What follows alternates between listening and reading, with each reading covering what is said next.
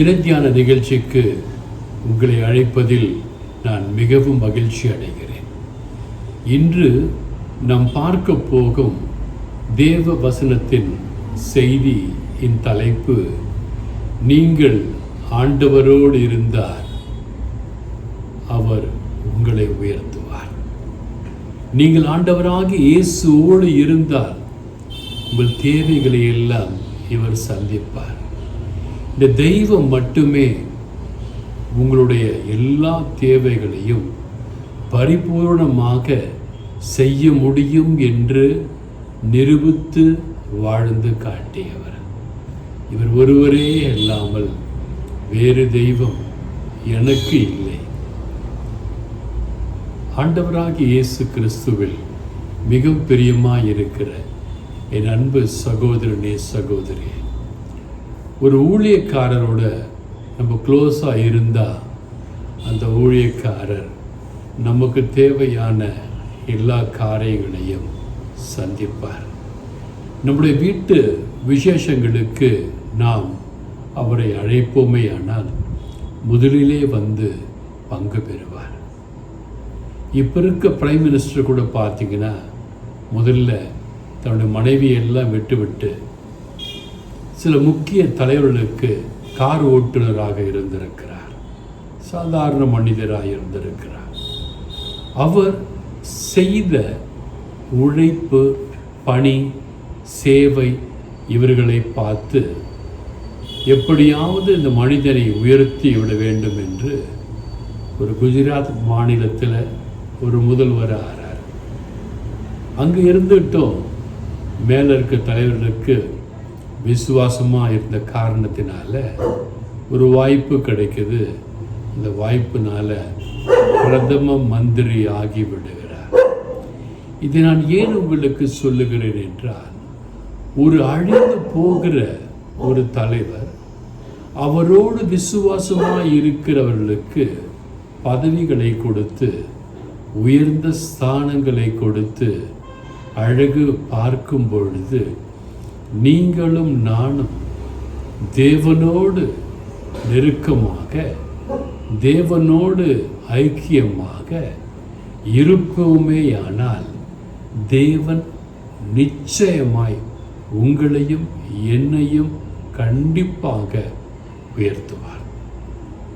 இந்த தேவன் எப்படிப்பட்டவர் என்றால், 146வது சங்கீதம் 4ஆம் வசனத்திலே நட்சத்திரங்களை எல்லாம் பெயரிட்டு அழைப்புகிறார் என்று வேதம் சொல்லுகிறது. 146வது சங்கீதம் 4ஆம் வசனம். எத்தனை நட்சத்திரம் இருக்கிறது என்று அவருக்கு கணக்கு சரியாக சொல்ல முடியும். ஒவ்வொன்றுக்கும் ஒரு பெயர் வைத்திருக்கிறார். அதை தான் நாம் கூட பார்த்தீங்கன்னா நட்சத்திரங்களுக்கு பெயரை வைத்து அழைக்கிறோம் இல்லையா? இந்த நட்சத்திரத்துக்கு இந்த பேர், இந்த நட்சத்திரத்துக்கு இந்த பேர் சொல்லி அழைக்கிறோம்.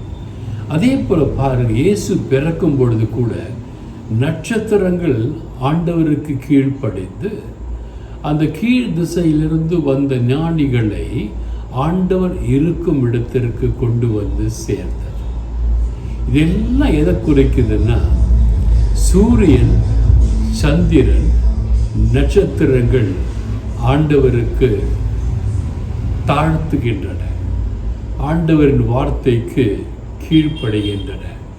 அப்படி இருக்கும் பொழுது நீங்களும் நானும் ஆண்டவருக்கு கீழ்ப்படிந்து நம்மை தாழ்த்தி ஆண்டவரின் பால் அன்பு கூறுவோமேயானால், எவ்வாறு நட்சத்திரங்களை உயர்ந்த ஸ்தானத்தில் வைத்து அழகு பார்க்கிறாரோ அதே போன்று உங்களையும் என்னையும் உயர்ந்த ஸ்தானத்தில் வைத்து ஆண்டவர் அழகு பார்ப்பார் என்பதிலே எனக்கு மிகுந்த நம்பிக்கை இருக்கிறது. யாக்கோபு 4ஆம் அதிகாரம் 10ஆம் வசனம் இவ்வாறு சொல்கிறது, கர்த்தருக்கு முன்பாக தாழ்மைப்படுத்துங்கள், அப்பொழுது அவர் உங்களை உயர்த்துவார். இந்த தேவனுக்கு முன்பாக நீங்கள் உங்களை தாழ்மைப்படுத்தும் பொழுது அவர் உங்களை உயர்த்துகிறவராய் இருக்கிறார். எனக்கு பிரியமான என் அன்பு அண்ணா, அக்கா, தம்பி, தங்கச்சி, அன்னை தெரசா என்கிற ஒரு சகோதரி இருந்தார்கள்.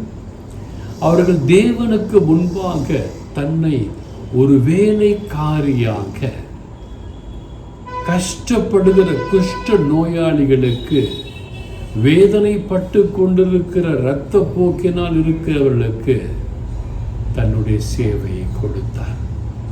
தேவன் அவரை உயர்த்தி எவ்வளவு பெரிய ஸ்தானத்தை அவருக்கு கொடுத்தார் என்று நீங்களும் நானும் அறிவோம்.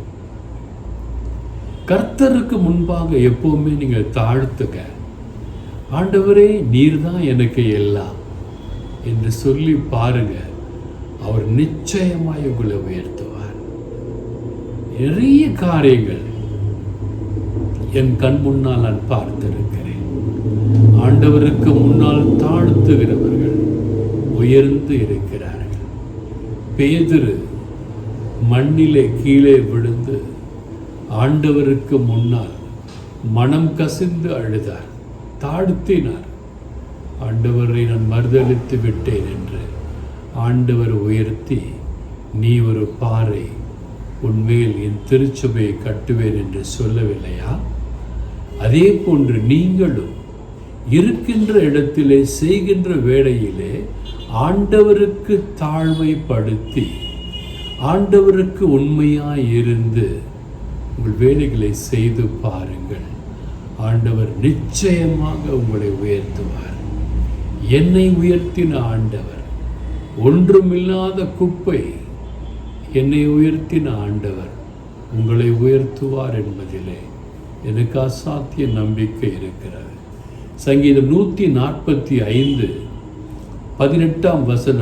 இவ்வாறு சொல்கிறது, தம்மை நோக்கி கூப்பிடுகிற யாவருக்கும். நல்லா கவனிங்க, அவரை நோக்கணும். நீங்கள் ஆண்டவரை பார்க்கணும், ஆண்டவர் உங்களை பார்க்கணும். எப்போ நீங்கள் ஆண்டவரை பார்க்க முடியும் என்றால், நீங்கள் பாவம் இல்லாமல், நான் பாவம் இல்லாமல் ஆண்டவரை பார்த்து ஜெபிக்கும் பொழுதுதான் ஆண்டவரின் திரு உருவம் நம் கண்முன்னே வரும். ஆண்டவரின் வேத வசனங்கள் நம் கண்முன்னே வரும். ஆண்டவரை நோக்கி கூப்பிடுகிற யாவருக்கும், உண்மையாய் தம்மை நோக்கி கூப்பிடுகிற யாவருக்கும். இங்கே திருப்பியே சொல்கிறாரு, சும்மா கூப்பிட்டா போதாது. ஆண்டவரே வாங்கப்பா, இயேசுவே வாங்க, என் வீட்டுக்கு வாங்க. என் வீட்டில் சமாதானம் இல்லை, என் வீட்டில் சந்தோஷம் இல்லை, என் வீட்டில் அபிஷேகம் இல்லை, என் வீட்டில் பரிசுத்த ஆவி இல்லை இப்படின்னு சும்மா சொல்லாமல், உண்மையாய் தம்மை நோக்கி கூப்பிடுகிற யாவருக்கும் கர்த்தர் சமீபமாயிருக்கிறார். நீங்கள் உண்மையிலே ஆண்டவரை நோக்கி, ஆண்டவரே நீர்தான் எனக்கு எல்லாம், உம்மை விட்டால் யாரும் இல்லை ஏசப்பா என்று ஆண்டவருக்கு முழுமையாக அர்ப்பணம் செய்து பார்ப்பீர்களே ஆனால் ஆண்டவர் உங்களுக்கு சமீபமாயிருக்கிறார். யாக்கோபு 4:8 தேவனிடத்தில் சேருங்கள், அப்பொழுது அவர் உங்களிடத்தில் சேருவார். தேவனிடத்தில் சேருவது எப்படி? ஒரு முதலமைச்சர்கிட்ட போய் நம்ம சேரணும்னா, முதலமைச்சர் கூட இருக்கிற ஆட்கள் சொல்கிறதையெல்லாம் செஞ்சால் தான் அவர்கிட்ட போய் சேர முடியும். அவர்கிட்ட போய் சேர்ந்துட்டிங்கன்னா அவர் கண்ணில் இறக்கம் கிடைத்து நீங்கள் கேட்பவை உங்களுக்கு கிடைக்கும். அதே போல் யாக்கோபு 4:8 தேவனிடத்தில் சேருங்கள். யாக்கோபு தெளிவாக சொல்லுகிறார், தேவனிடத்தில் சேருங்கள், அப்பொழுது அவர் உங்களிடத்தில் சேருவார். நீங்கள் தேவனிடத்தில் சேர்ந்துட்டீங்கன்னா உங்களுக்கு பாருங்க, அதிசயம் நடக்கும், அபிஷேகம் நடக்கும். உங்கள் வீட்டில் ஒரு குறையும் இருக்காது. எண்ணெய் குறைவில்லாமல் இருக்கும், மாவு குறைவில்லாமல் இருக்கும். உங்கள் தேவைகள் நிறைவாக இருக்கும்.